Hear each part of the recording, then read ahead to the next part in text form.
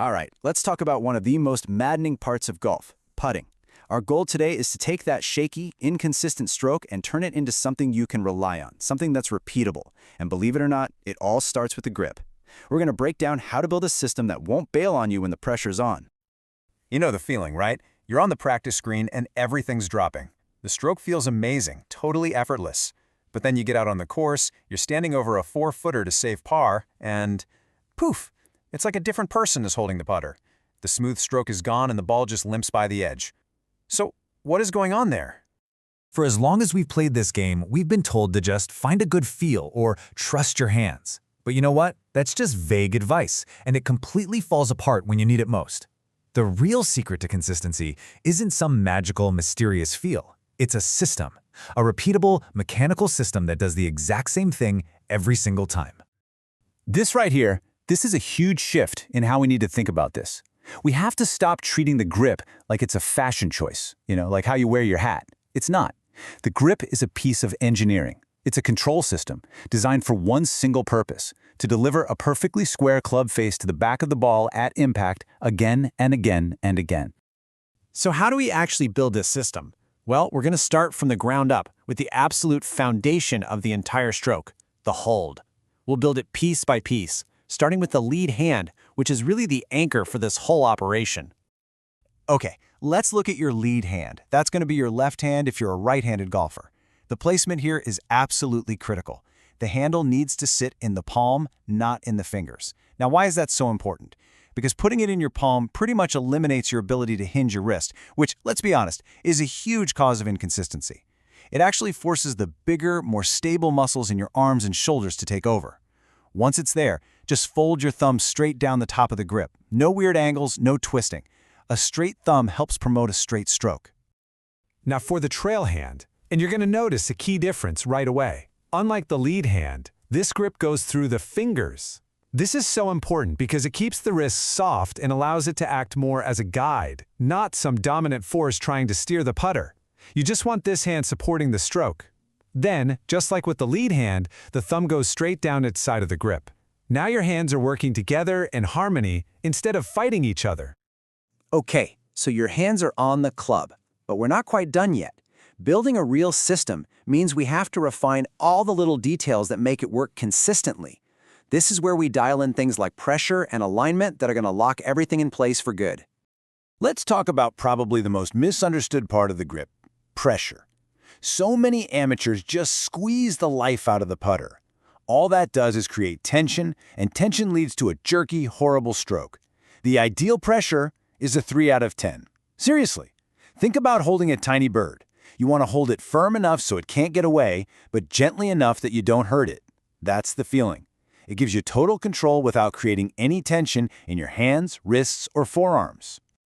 And you can see the difference so clearly here. When you squeeze too tight, you get tension. You let that bossy trail hand take over, and your distance control is just gone. But with that nice, light 3 out of 10 pressure, you get lightness and control, your hands move as one unit, and you can actually repeat your stroke length for consistent speed. It's a game changer. All right, 2 last little checkpoints to lock this whole system in. First, look down at your hands. See the V shapes that your thumb and index finger make on each hand? Both of those V's should point to the exact same spot, somewhere up between your chin and your trail shoulder. If they're pointing in different directions, you're basically pre-programming a twist into your stroke before you even start. Second, just let your arms hang naturally from your shoulders. Don't try to force them into some position you think looks right. This creates a really stable structure and a direct line of energy right from your shoulders down to the putter head. So now that the grip is built and all the details are dialed in, we can finally connect our static hold to the actual dynamic motion of the putt. See, a great grip doesn't just feel solid, it actually makes a better, more repeatable stroke possible because you're using the right muscles. Meet the engine of your putting stroke, the shoulder triangle. It's this super stable structure formed by your shoulders, down your arms to your hands. The entire putting motion should just be a simple rocking of this triangle, back and forth, kind of like a pendulum on a grandfather clock. The goal here is to get rid of any of those twitchy, independent movements from your hands and wrists. And here's exactly why that matters so much.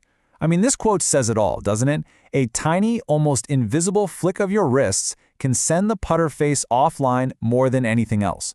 So by building a grip that quiets your wrists and then focusing on just rocking the shoulders, you are systematically taking the biggest source of error completely out of your putting. And think of this as your own personal diagnostic chart. If you're seeing the putter face twist open when you start your backswing, well, that's your trail hand getting too pushy. If the putter head is flipping past your hands when you hit the ball, that's a classic wrist collapse. And if your distance control is all over the map, your grip pressure is probably changing during the stroke. See?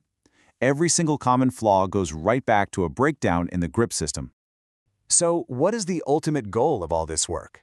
It's not just about learning a new technique. It's about building a completely different kind of confidence when you're on the greens. One that isn't based on just hoping for the best, but one that's based on solid mechanics. This is the entire philosophy right here, in just 3 words. We start with a simple system that you can repeat. That simplicity naturally leads to reliability, because there are just fewer moving parts that can break down. And that reliability, proven over thousands of putts, builds an unshakable confidence.